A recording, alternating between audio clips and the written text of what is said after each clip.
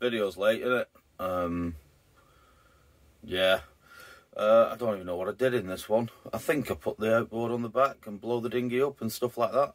So yeah, I've been really busy sailing over the last couple of days and faffing about. If you follow along on Facebook, you'll know that my starter motor died, so I can't start the inboard. But yeah, I've had to order another one of those, so I'm delayed again. But such is boaty life. Yeah, let's roll the intro or something.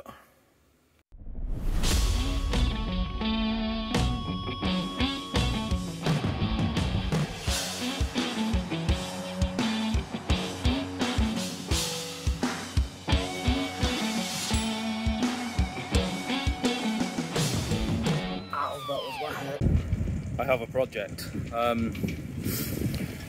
have a dinghy, so I'm going to blow it up. I'm going to put it in the water at the back of the boat and use that to stand on and inevitably fall off, so that I can fit the outboard bracket, which I'm having some trouble with, but I'll sort it. So let's have a look at the dinghy. That actually blows. I literally don't think it's ever been used, or if it has, not very much.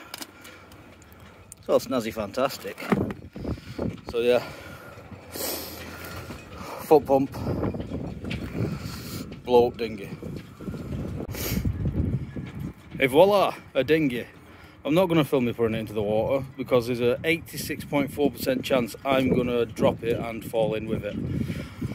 So if I'm soggy next time you see me, that's what happened. Well, I didn't end up soggy getting the dinghy in, but I did nearly end up soggy getting me in the dinghy. Here I am just randomly calculating how the hell I'm going to get in without, you know, half dying. Weighing it up, weighing it up, weighing it up. I'll just go for it. Oh my god, I nearly died. Yeah. Wasn't fun, I can tell you that much.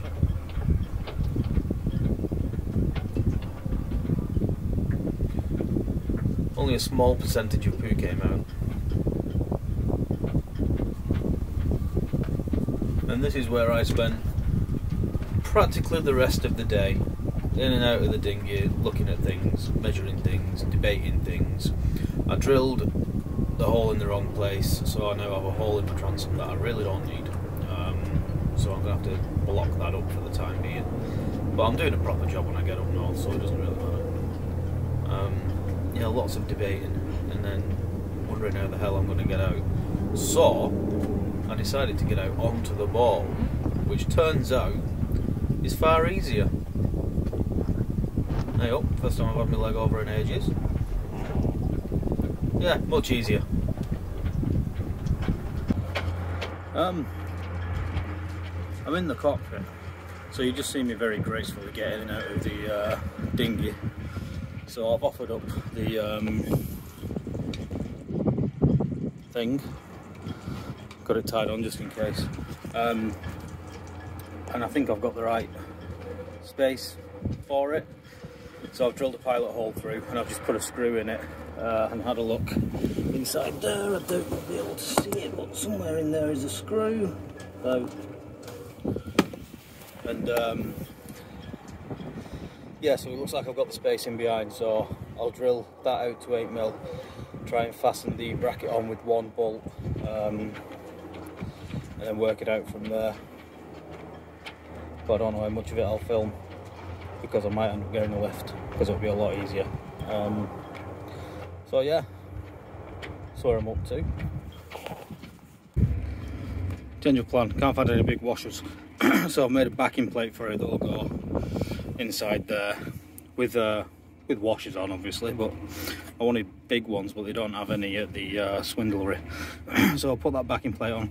I know it's not waterproof and I know it won't last, but it's only going to last 2 weeks, so you know. So yeah, I'll go and drill a bigger hole in my boat now and see if I can get her to offer up. You gotta love boats. I can't get anywhere near the hole, can't reach, so I'm going to try this, see what happens. I'll probably lose it in the bilge and have to go and buy another one.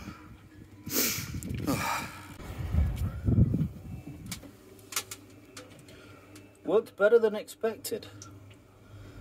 We'll see. Unsurprisingly, I've messed up. I left the rudder over as the tide's gone out. And now she's absolutely jammed, so this turning the boat sat on the rudder. So that's good. Another 2 hours before it'll be up again. Okay, I just hope it doesn't snap the headstock thing. That's as far as I got. You can laugh at my hair as an apology. But basically, I can't even see what's on the camera. Oh man, even I think I need a haircut now. Look at the state. Anyway, moving on. I can't do it on my own. I need a lift and nobody's available until later on today or tomorrow morning. And I need to get the video edited. So, that's that for that job. But the next job, which was done before that, which was days ago, or a week ago, unclogging the cockpit drains. So let's have a look at the bit of footage that I got of that. Stop laughing at the hair. I thought I'd better actually start filming something. So, excuse me. I put this waterproof connector in the bulkheady bit in the cockpit. So that's wired up to the feed for the tiller pilot. So I've got another one of these plugs that I'll put on the end of the tiller pilot, and that'll just go to there and be nice and happy. Previously it was hardwired in there, so it had to be stored in there, and you obviously had to run it through there and leave that open while you're using it or whatever. So I've done it outside, but it's also for my little utility pump.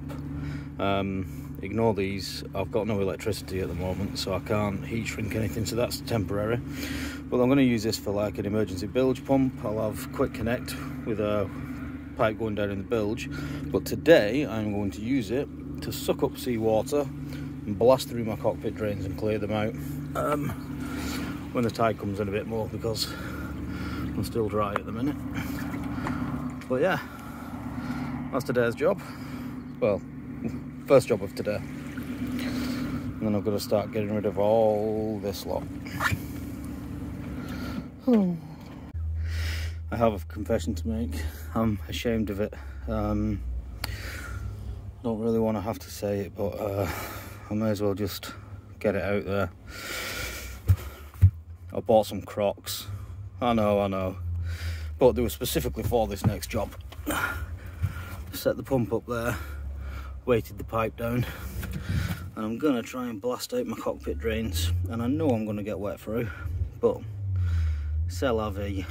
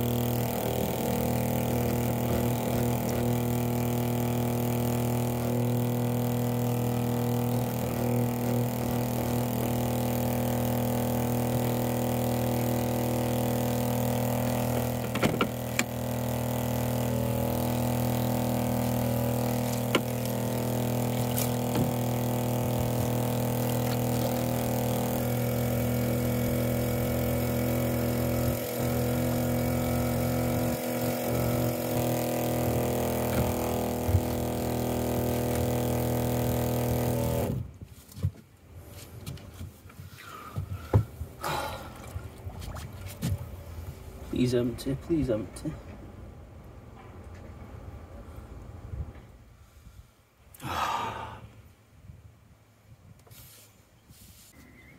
Back under wraps. Yeah, so they were draining really slowly, and I kept sort of going in with the Ujamadanga, and the water was coming out clear after a while. But yeah, so the drains where they come out of the back are at or slightly below the water level. So that's why it wasn't draining very quickly, because the water inside was also at or about the water level.